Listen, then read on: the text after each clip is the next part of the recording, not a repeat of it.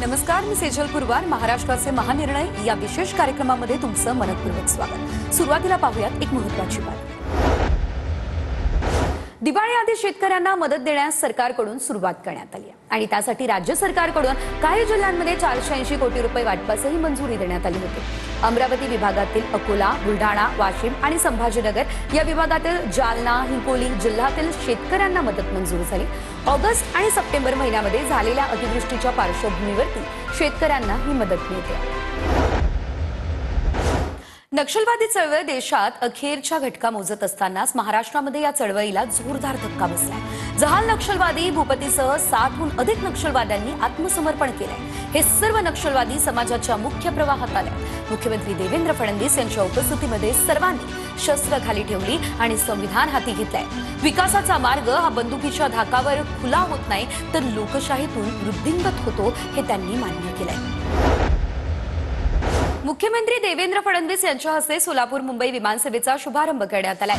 नव्यानं सुरू करण्यात आलेल्या सोलापूर मुंबई विमानसेवेमुळे सोलापूर परिसरातील औद्योगिक विकासाला गती मिळणार आहे. पर्यटन क्षेत्राला चालना मिळून रोजगाराच्या नव्या संधी निर्माण होतील असं प्रतिपादन मुख्यमंत्री देवेंद्र फडणवीस यांनी केलंय. तर येत्या काळात सोलापूरला नाईट लँडिंग सुविधा आणि बोईंग विमानसेवा सुरू करण्याचे प्रयत्न करण्यात येणार आहेत आणि त्यासाठी नागरिकांनी सहकार्य करावं असं आवाहन सुद्धा या दरम्यान मुख्यमंत्री देवेंद्र फडणवीस यांनी केलंय. उडान योजनेअंतर्गत 65 कोटी रुपये खर्च करून विमानतळ टर्मिनल इमारत उभारण्यात आली आहे.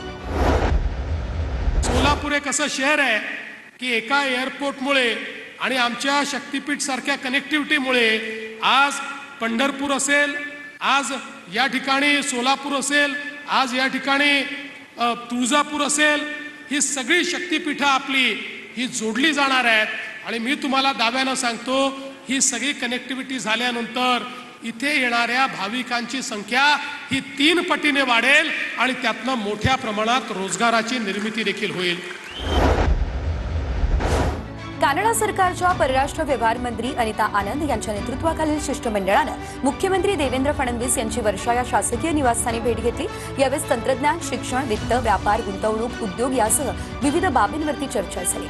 यावेळी विविध क्षेत्रामध्ये सहकार्य आणि विकासाच्या संधींबाबत माहितीही देण्यात आली. कॅनडामधील उद्योजक, व्यापार आणि गुंतवणूकदारांसाठी महाराष्ट्रातील संधी, या विकासातील भागीदारी आणि सहकार्याच्या नव्या उंची गाठतील असा विश्वास मुख्यमंत्री देवेंद्र फडणवीस यांनी व्यक्त केला.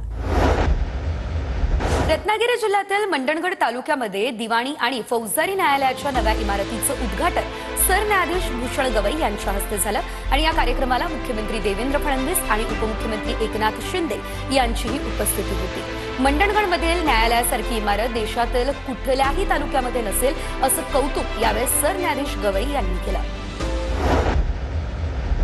डॉक्टर बाबासाहेब आंबेडकर यांच्या पीपल्स एज्युकेशन सोसायटीच्या शैक्षणिक संस्था आणि वसतिगृहांच्या जतन आणि संवर्धनासाठी मंत्रिमंडळानं स्वतंत्र योजनेस मान्यता दिली आणि या योजनेतून 9 शैक्षणिक संस्था आणि 2 वसतिगृहांचं संवर्धन केलं जाणार आहे. पुढील 5 वर्षांसाठी दरवर्षी 100 कोटी म्हणजेच एकूण 500 कोटी रुपयांची तरतूदही करण्यात आली आहे. या निर्णयामुळे बाबासाहेब आंबेडकरांच्या वारशाचं जतन होणार आहे.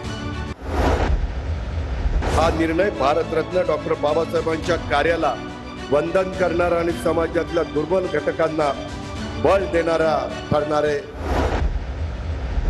सिंधुदुर्ग जिल्ह्यामध्ये राज्य परिवहन महामंडळाच्या पायाभूत सुविधांचं बळकटीकरण करावं आणि जिल्ह्याच्या भौगोलिक विस्ताराचा विचार करून त्या प्रमाणात बसेस देऊन परिवहन सेवा सक्षम करावी असे निर्देश परिवहन मंत्री प्रताप सरनाईक यांनी दिले.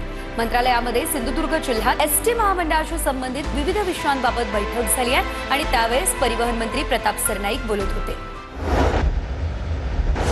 मुख्यमंत्र्यांच्या 150 दिवसांच्या अनुकंपा भरती कार्यक्रमाअंतर्गत आता अनेक तरुण तरुणींना रोजगाराच्या संधी मिळाल्यात. नाशिक जिल्ह्यातील धनंजय निकम या तरुणाला देखील कृषी विभागात कनिष्ठ लिपिक या पदावरती नोकरी मिळाली आणि याबद्दल त्यानं शासनाचे आभार मानले. माझे वडील नागेश काशीनाथ निकम जिल्हा माहिती कार्यालय शिर्डी संदेश वाहक या पदावर होते. 2024 रोजी त्यांच्या अल्पशा आजारामुळे निधन झालं. माननीय मुख्यमंत्री यांच्या 150 दिवसाच्या अनुकंपाच्या कार्यक्रमामध्ये मला कृषी विभागात कनिष्ठ लिपिक म्हणून या पदावर नोकरी मिळाली. मी महाराष्ट्र शासनाचे खूप खूप आभार मानतो. महाराष्ट्राचे महानिर्णय या विशेष कार्यक्रमामध्ये आता वेळ झाली आहे इथेच थांबण्याची.